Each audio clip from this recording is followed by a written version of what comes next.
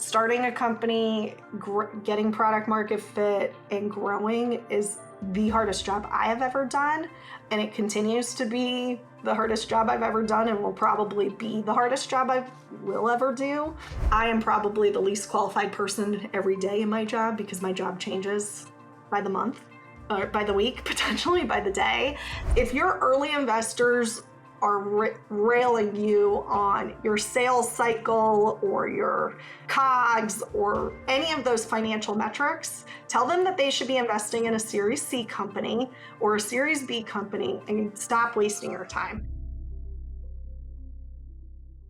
Before highlighting our sponsors, we'd just like to state that the views and content shared on this platform do not necessarily reflect those of our show sponsors. Middle Tech is presented by KY Innovation, the Kentucky Cabinet for Economic Development's Office of Entrepreneurship. KY Innovation exists to support and develop Kentucky's startup ecosystem, and we are proud to be supported by an organization whose mission aligns so closely with ours. If you're a founder building in Kentucky, you need to check out the resources that KY Innovation has to offer. You can find more information by clicking the link in our show notes or going to kyinnovation.com. Middle Tech is sponsored by Bolt Marketing. Take your website to the next level with a website that's built to work. At Bolt Marketing, they're revolutionizing websites for small businesses that are affordable, customizable, and hassle-free. Whether you have a construction company, a boutique clothing store, or you own a hot yoga studio, they have options for you. Click the link in our show notes to explore their marketing options that can transform your marketing and grow your business. And as a personal note, Bolt Marketing built our website, and they were awesome to work with throughout the entire process. We highly recommend working with them. Middle Tech is also supported by Huntsicker, an impact venture studio based in Lexington, Kentucky. Huntsicker is creating companies out of the ordinary by founding and funding the next generation of purpose-driven startups. They partner with founders to create indispensable solutions to the world's most fundamental problems. On a quarterly basis, they host an invite-only intimate gathering called Fireside Convos, where attendees representing a wide network of stakeholders in the regional entrepreneurial ecosystem discuss timely topics, including the role of AI for startups out of Kentucky and the challenges of identifying and attracting talent. To be considered as a guest, visit huntsicker.co/fireside to apply. All right, Julia, let's dive into our second episode. We're excited to catch the audience up with everything that you and your team have been doing. And we're excited to really, I think, shed light on, right before we were recording, I said, hey, there's maybe 3 to 5 companies in the last 3 to 4 years that have been scaling as quickly as you all have, or have had that experience, and looking forward to diving into that. So thanks for joining. Yeah, thanks for having me again, and looking forward to catching up. Yeah, absolutely. So give the audience a refresher on, real quick, the origin of RxLightning and the problem you're solving. Yeah, so I started the company in 2020, right at the beginning of COVID. Lucky us. So long-time career in health technology, a lot of point solutions that were built to solve access and affordability. And when I stepped back from the problem, the larger problem, specialty drugs are rising rapidly. It's a huge cost drain. People can't afford these medicines. They're complex to get. There's a ton of manual processes involved. A lot of the point solutions that I previously built along this patient journey were used and solved a single problem across the journey, but because they weren't all connected, because there wasn't really a tool that providers could work through the processes like a CRM tool, there were just gaps in care, and ultimately patients didn't get on medicines that they needed and potentially could have fatal outcomes from this. So stepped back and wanted to build a solution that was drug agnostic, solved the pain point of every medication, regardless of the complexities across it, and built a platform for providers that could automate all of these different parts of the process in one tool, while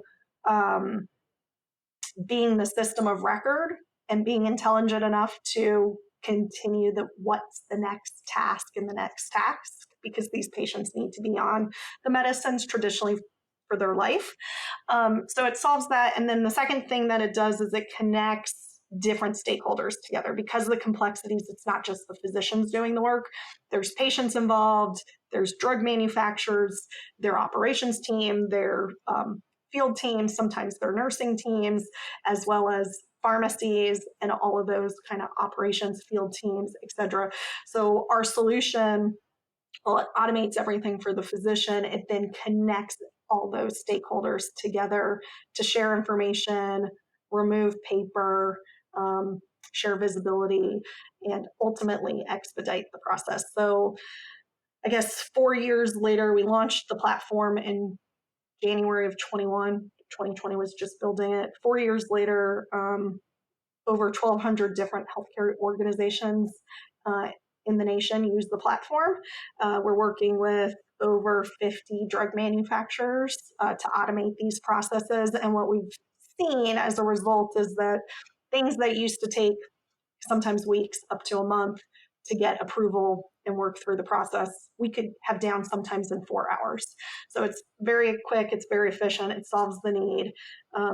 There's a win-win-win for everyone. Ultimately, the patient is our North Star, and we're building kind of on the technology from access to affordability, and now we're going into some of the adherence to keep patients on therapy longer.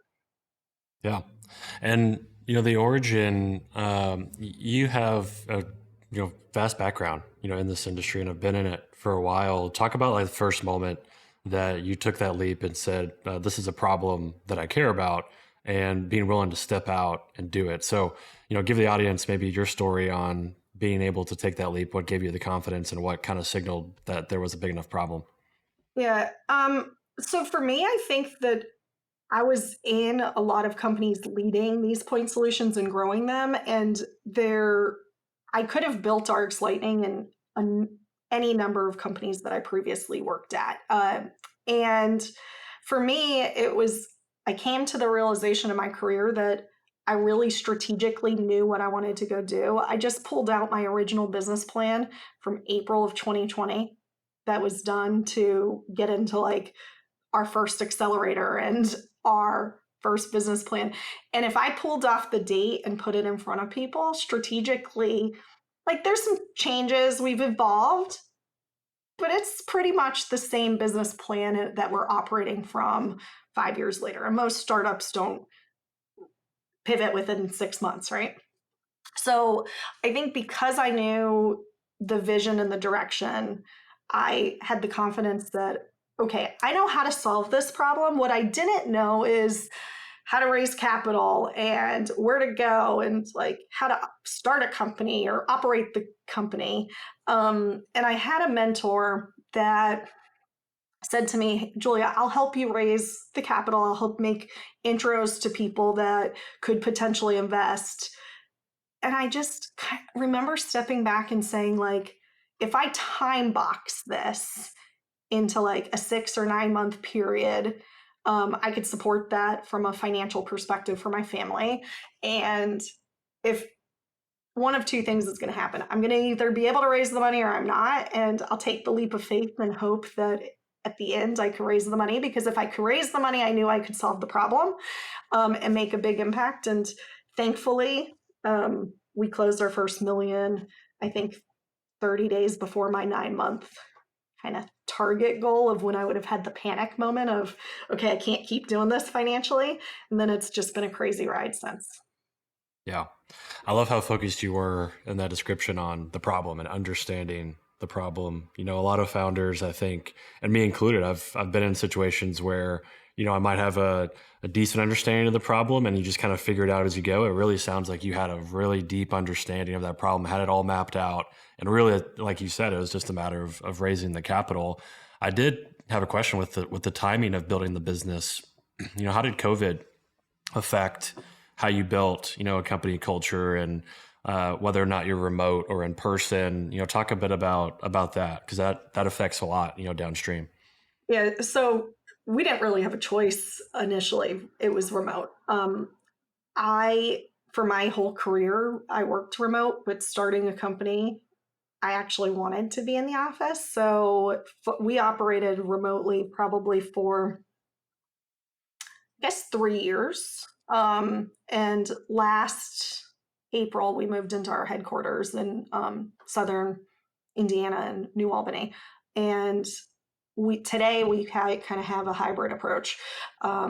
We do have about 50% of our staff locally. We are attempting to grow in the local market for a lot of different reasons. One, I think collaboration is extremely effective and important when you're trying to grow rapidly. There's always something, and being in person helps work through those challenges as a team quicker.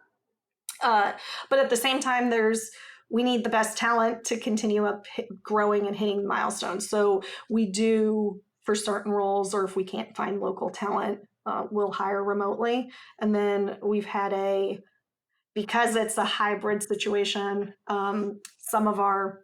we traditionally are in the office for the local individuals Tuesday, Wednesday, Thursday. Kind of people could choose on Monday and Friday. Still, a lot of the team comes in on Mondays and Fridays just because they enjoy working. I think that in COVID, everyone got used to being remote, and then it was a challenge to try to get people locally or like to go into an office. But I almost feel like people are at the point where they're kind of tired of being at home too. Yeah. And they are needing the interactions and engagements, especially like the younger generation coming out of school for their career growth, et cetera. So in an ideal world, we'd all be in the office, but we want to make the culture that works for everyone. And then we have flexibility on it. Like, I'm still a mom. I pick my kids up a couple days a week and leave the office at a certain time, and I'm still working, I'm still doing things, but having flexibility, I think, is important to meet people where they're at, to get productivity, and to ensure that there's a balance for them and they're desiring to continue to contribute even versus like being forced to be in a building or not being flexible to circumstances. Yeah, I agree with all of that. And I definitely am one of those people that was working remote for 4 or 5 years coming out of COVID. I started a business in April of 2020, and we were forced, just like you, to be remote in the early stages. And we stayed that way, and then moved a little bit more to hybrid, and then worked remote after that. And definitely am looking forward and have been enjoying building a team in person. That's one of the things that my latest company has put a focus on, especially just the early stages, is being in person. But what you also said that is true is, if you want talent and you're in regions of the United States where maybe there's not a certain type of talent or a certain experience level that you're looking for, that's where remote work creates so much opportunity for businesses. And I think, that you would be foolish as a founder not to try to take advantage of best of both worlds in this new era of what it looks like to build a company culture and a talented team. And I think that's just part of it. You have to adapt. Mm-hmm. But that also leads into what you said is remote work helps with scaling very quickly because you have such a large access of talent to pull from. And you guys have scaled very quickly. So let's start diving into what that has looked like. Last time we spoke, you were beginning to develop line of sight to your Series A. You had already raised some funding. To date, I believe you've raised just over $20 million. Is that right? Yep, 20 and a half. So, yep, 20 and a half. I saw that in Crunchbase. And so you've raised a good amount, and you're now deploying that and have been deploying that. And like I said, there's few companies, in the last several years that have reached that scale, in this region and around Kentucky and in Kentucky. So we're really looking forward to diving into that. So start where you want with that, but you've been scaling, and maybe start from the beginning on how you approached investors with a plan to scale and how you kind of backed into that plan. And then we'll talk about how you're executing that and your learnings on executing that. Yeah. So I think that we were successful in our Series A fundraising because we were successful in our prior fundraising rounds.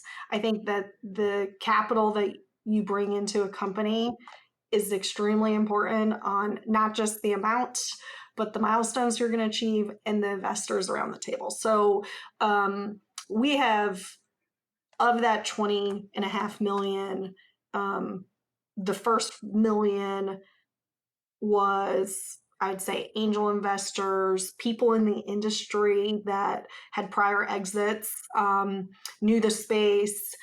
We did have strategic capital in that with one of our initial partners. that has followed on as well, even though it was our initial round. When we raised our seed round, which happened, I think, like 5 months after we raised our initial $1 million, because we were already past our note cap and from a value perspective, and I wanted to really formalize it more. We brought HealthX in from Madison, Wisconsin, that specifically invest in healthcare. I think that set us up for success moving forward, though.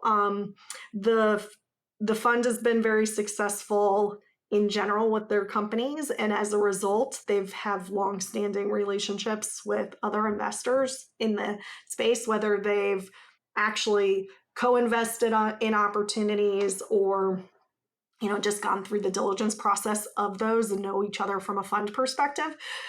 So every single round of capital that we've raised we've been able to kind of approach it as a sales process because of our early investors, knowing what funds we wanted to target, who the people were there, and being very targeted in our approach because of who the board members will be, how they're going to contribute, what value they're going to add, not just from a capital perspective. And I've really been blessed with these investors because they're very strategic in nature. They know the space, so I could go to them with strategy. They've previously operated and exited companies, so I could go to them with operating components. Like, really, regardless of any challenge that's going to happen, there's someone on my board and my main investment team that I could lean into. So that makes the struggles that happen and the ups and downs that happen so much more bearable as the founder. So when we were raising our we ran a competitive process. We had several funds want to preempt our process, and we stayed true we started it in the beginning of, we launched it at JP Morgan Healthcare Conference out in San Francisco in mid-January. We knew March 15th we were accepting term sheets. We had people in the prior year try to preempt it. We stayed true to the timelines. We ended up getting 4 competitive offers. And when I evaluated the offers, it was really then I didn't need to choose. Like, they invested the financial terms that we wanted. It would from a amount, because we knew how we were going to spend the capital and what the milestones we wanted to achieve with that capital was. But I really had then the opportunity to pick my investor and my lead investor and then pick my syndicate. And I had a long-standing relationship with the individual who led our fund or led our round. He actually was at a strategic company as the chief strategy officer when I first met him, and we're his first investment at his new fund. So he's great, all in with us, and it's just been a really I would say it was a successful fundraise, not just because the amount of capital we were able to invest, but the quality of the investors, and then how they've helped us get to the next phase. If I didn't have those investors around the table, RxLightning could potentially be a very different company than it is today. What advice would you give to founders on the front of, you mentioned something really important, which I think we actually got away from as a startup industry for a while, which is milestone driven fundraising. Because, coming out of COVID, I think there was so much of a bubble of, SaaS and digital services in general. And you saw a lot of capital and liquidation across capital markets need to be put to work. And so you saw, valuation skyrocket. You saw how much capital there was. And so it was easier to raise at that time. And so you saw businesses get away from a milestones driven fundraising approach. And you mentioned it that you did it there. And it sounds like to a T, you've had a plan from day one and you've done a really amazing job executing it. So how would you advise founders on developing milestones and creating the KPIs to deliver on the milestones and communicating that with investors so that when you do have a fundraise, they're lining up to you because you've laid out from day one this plan, you've communicated well, and then you've delivered. So how do you advise founders on that front? Well, I think a lot of founders get into the fundraising is sexy dilemma. Like, I don't measure our success based upon the amount we've raised. Some people, like, I know just hearing it, I get a lot of, oh, you've raised $20 million.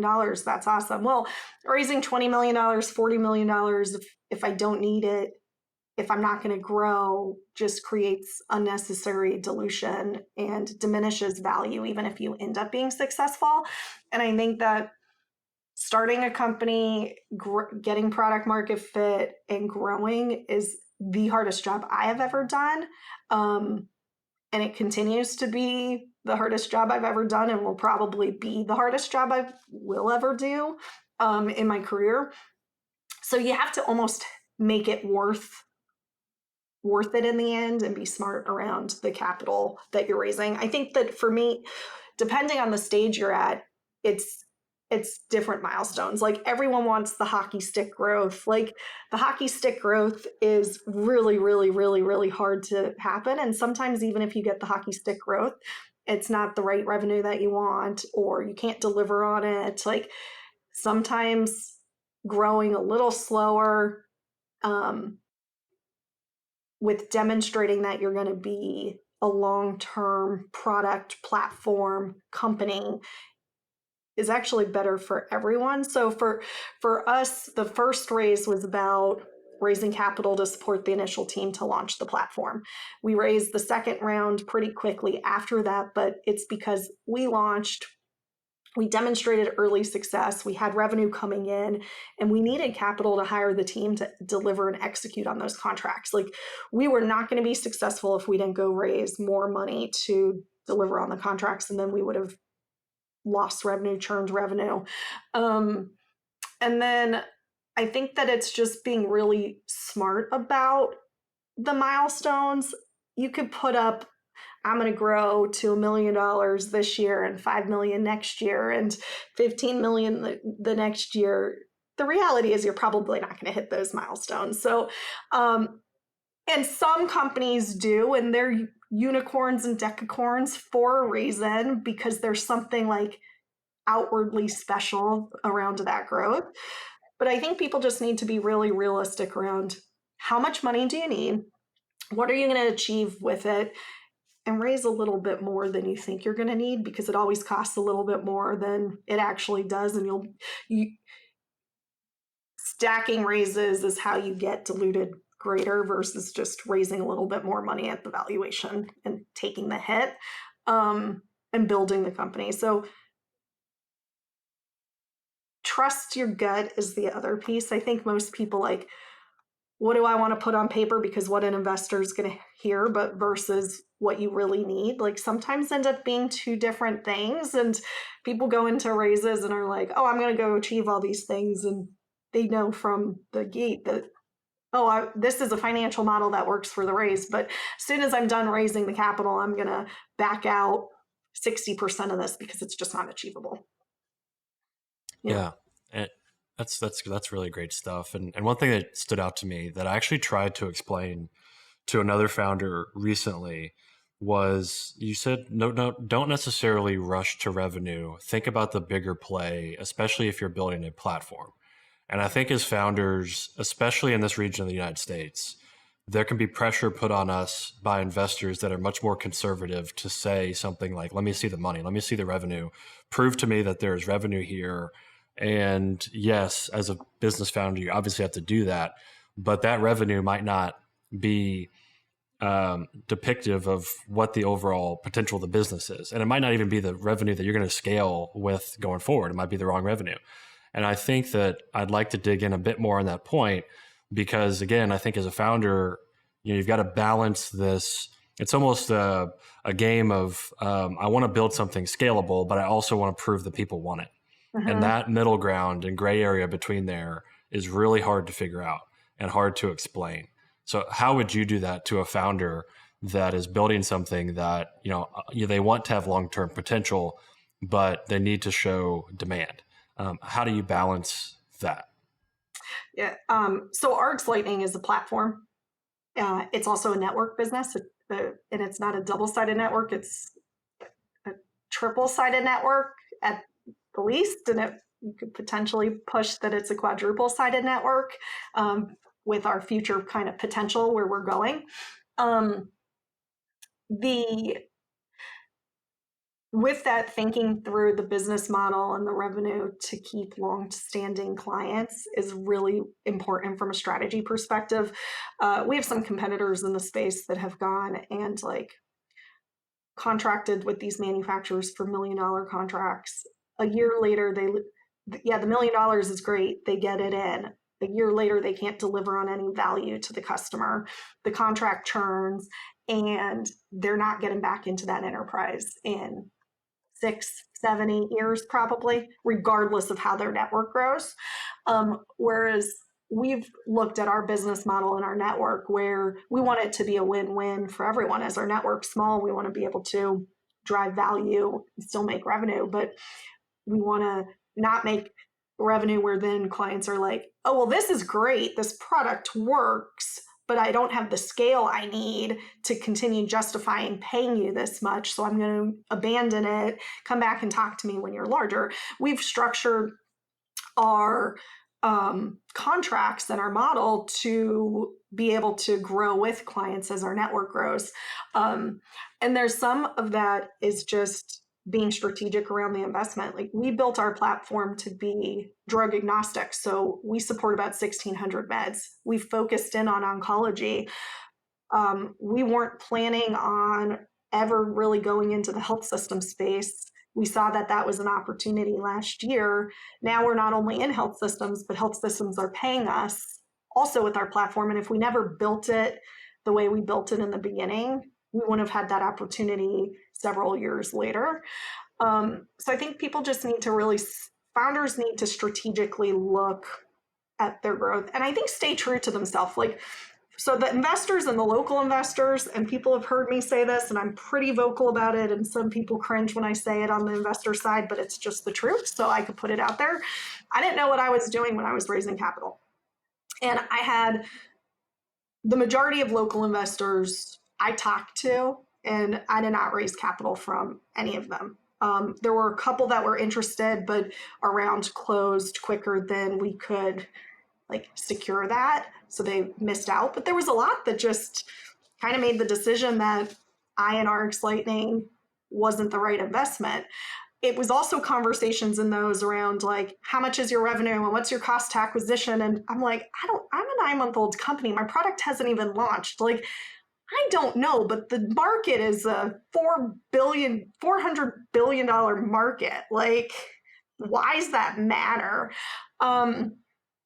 And if your early investors are railing you on your sales cycle or your COGS or any of those financial metrics, tell them that they should be investing in a Series C company or a Series B company and stop wasting your time.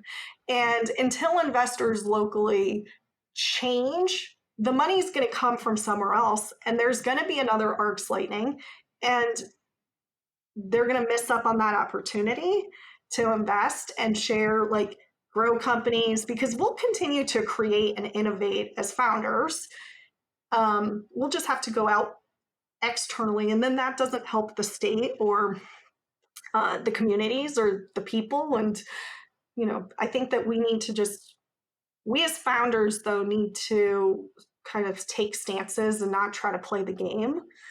If you hear it, just walk away. You're wasting your time, is what I would say. And I know that's pretty aggressive, but I'm glad that my early investors believed in me, believed in the vision and the market, and helped me figure all that stuff out that I was clueless on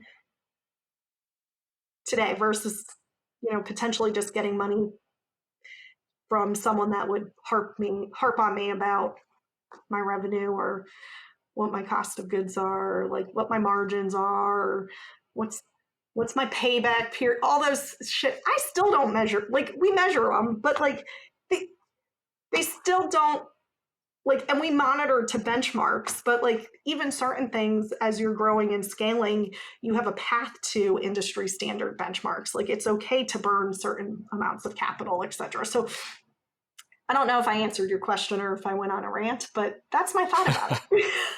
No, that's great stuff. And I've said more aggressive on multiple occasions and publicly put more aggressive comments out there on LinkedIn before about the local investors. And I think it's just important for founders to push back because, we want an ecosystem that is founder friendly. Mhm. And the only way it's going to be that way is if founders speak up about it. So yeah, I definitely wouldn't worry about being too aggressive because I think frankly, you're in a position to be aggressive given, how well you're doing and the learnings and experience you have. So definitely don't hold back. But now you've gotten the capital and it's in the bank and you've been deploying it. Talk to us about, from a high level, how you're deploying it, but dive into the struggles of deploying money and mostly on the talent and people side. That's one of the hardest parts. Before we jumped on, you said some of the biggest challenges scaling a company is people. So talk about how you're deploying the capital from a high level and dive into maybe some of the challenges that have been coming along the way. So most of our capital is allocated towards headcount.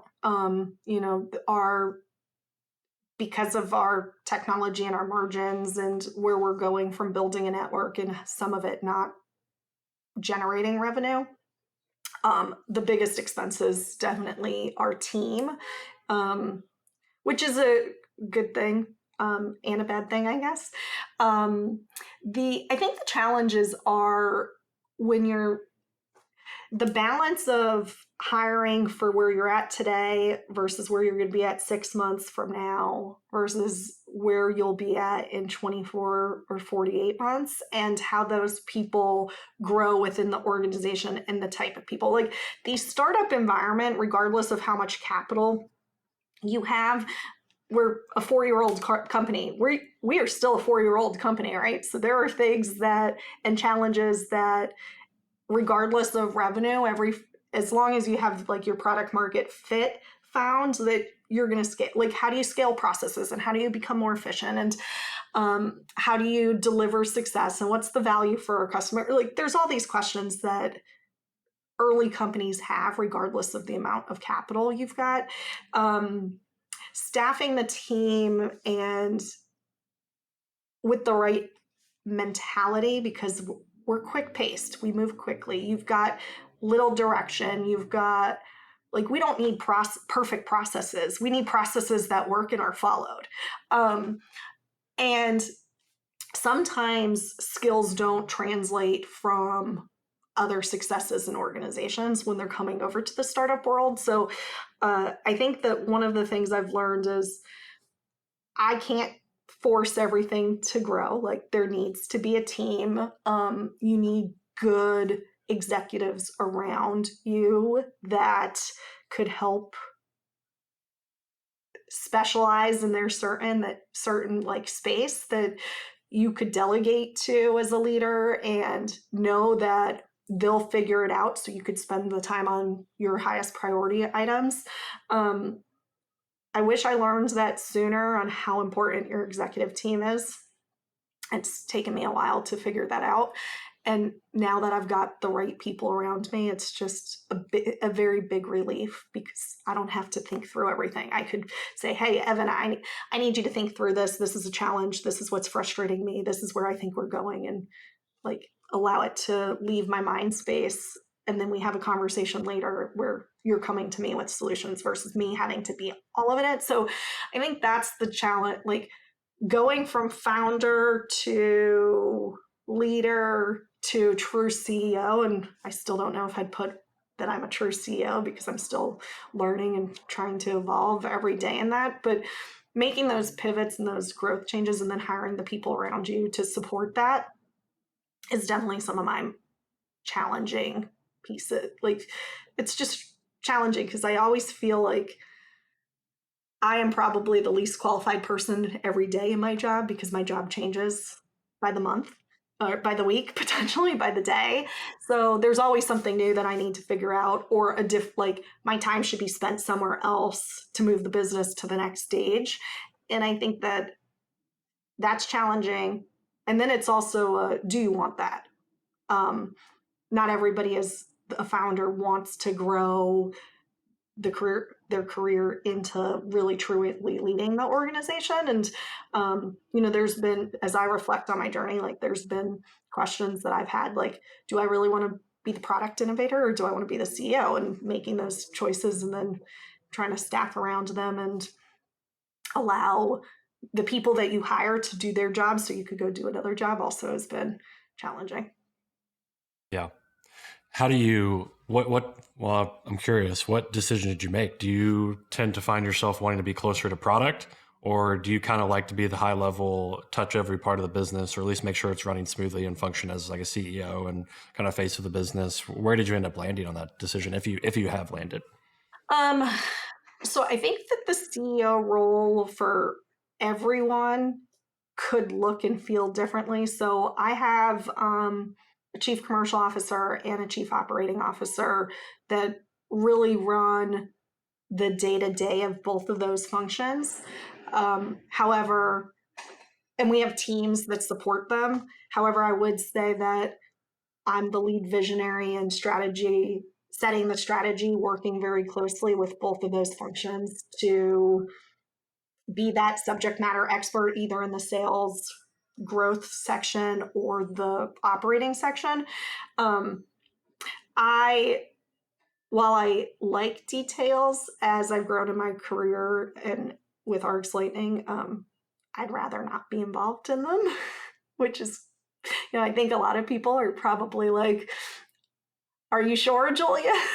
Because of my personality. And sometimes I want to get in the weeds. Like sometimes I'll get weeded about a topic that's really important and probably spend a little bit too much time there, but I think that's natural. So I don't know if I landed in like CEO operator across the business or more in the strategic visionary that's helping drive revenue and helping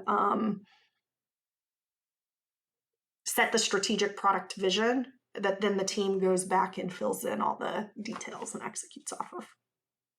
Yeah, makes sense. And I'm sure as you surround yourself with, mentors, your board and investors, that becomes clear and they can help where, you feel like you need help. And you said that, you feel like the least qualified person oftentimes because things are changing so rapidly.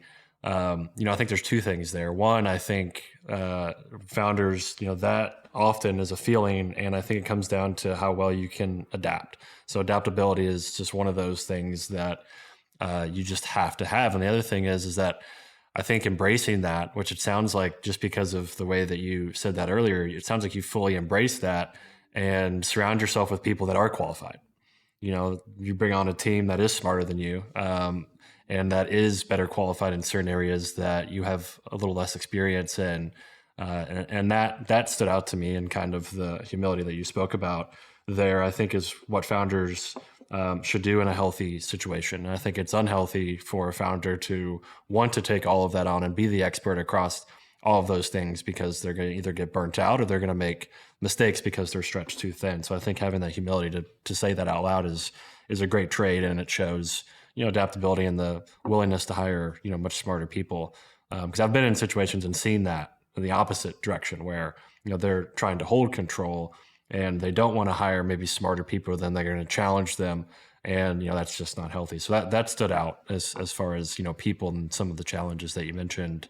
But again, surround yourself with people that have been there, done that. One of the things we want to talk about briefly in the notes here was you did do a good job early stages, getting involved with groups like Endeavor, getting involved in accelerators, surrounding yourself with really organizations that are there to help companies move quickly.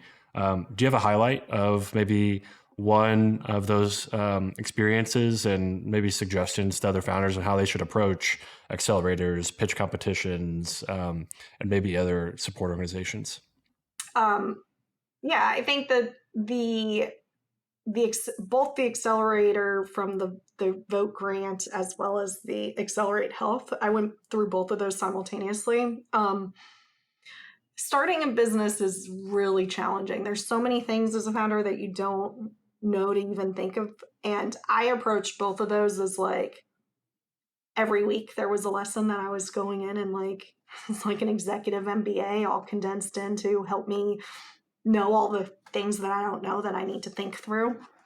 as a business. And like there's components now that I still will reflect back to something I learned in the accelerator from an education perspective that I'll be pushing my marketing team on, or I'll be pushing someone in my organization. Like, have we thought through what this funnel looks like? It's because I'm not doing that work anymore. So I would definitely suggest people get involved in the accelerators or pitch competitions or stuff. I would say though, some of them are predatory out there. So just look at the terms and understand what you're getting into. And if you don't, ask people, and then ask people that have been through it if it's worth it. I would redo all the programs that I've been involved in. And were all really good decisions and helped RxLightning move forward as quickly as we did early on. Endeavor is a great program. I don't think that I could articulate where somebody would believe the value that you're getting in that network until you have it. But back to the comment, like every day I have a new challenge and there's something I don't know. Being in the Endeavor network, I now have truly a network and a team that I can reach out to and say, I'm looking at organizational design for this next phase of growth. And I need mentors, or I need you to set me up with meetings, whether it's in the US or globally, with this profile of a company and a founder that did X, Y, and Z. And I get 6, 7, 8 connections that they're like, here's all the people, this is what who you could talk to, this is what their experience is, like, how many do you want me to set up? And then it's about me facilitating those conversations. It's so being able to be in those situations from a one-on-one perspective is great. There's a lot more to Endeavor. Like I've met, I was in Greece for an event and I met an individual that 2 years later we had a happy hour together because we're in the same market, same position. Like we don't compete. We probably wouldn't work together, but we're selling and working with all the same clients, and investors would be interested in both companies. Like, so we did a happy hour at a huge conference that we were both at together and shared the costs. Like the Endeavor network, I can't say more than enough positive things about my experience. And if you have an opportunity to get involved, you, as a founder, you definitely should. And there's a lot of different stages. So what I didn't know early on is that they've got things for like early phase startups and then through scale up. So, whether you're doing it at a local, regional, national, or an international level will probably depend on what you need and what support you need, but take advantage of it. I've not met anyone in the network that has regretted being involved in it and going through the process. It just strengthens your business. So Yeah, those two you mentioned there, I participated in both. So Vote was great. Lisa and that team at the Vote Awards does an amazing job, just bringing up founders that are, especially that are new founders through what it looks like to build a business and surrounding them with mentors. And the fact it's a grant, non-dilutive funding is amazing. Founders obviously love that. And then the Endeavor program I did was the Scale Up. And I'm obviously a big fan of Jake and Jackson and that team that is all there at Endeavor. And, Middletech's been involved with them for a while, but I've also gotten the chance to go through and see how they work closely with founders and the ability for them to surround you with great people, and not only around this region, but the world. They're a global organization. It's amazing what they've done. And, it's definitely the caliber, if not a higher caliber than, YC on a global level. So it's amazing to be part of a network and be around founders like that. So 100% with you that, those are two great programs that I suggest founders in this region listening to join. So to wrap it up, give us a 5-year. It sounds like you are great at planning and laying out a roadmap. So give us your 5-year plan, jokingly, because 5 years is a lot of time. But give us the 5-year and what you're excited about.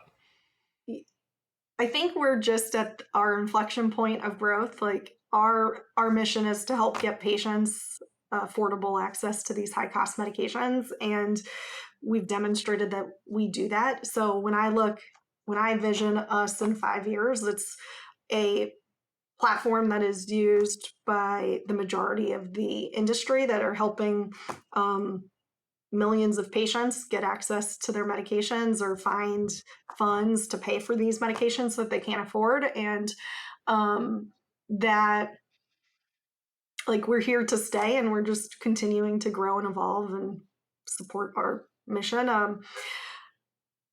I think that we're heads down operating. Like there's a lot into that, but staying true to who we are and trying to focus all of our energy at what our North Star is and our mission is where I hope I could step back and say we're further on the path to really achieving that at national scale.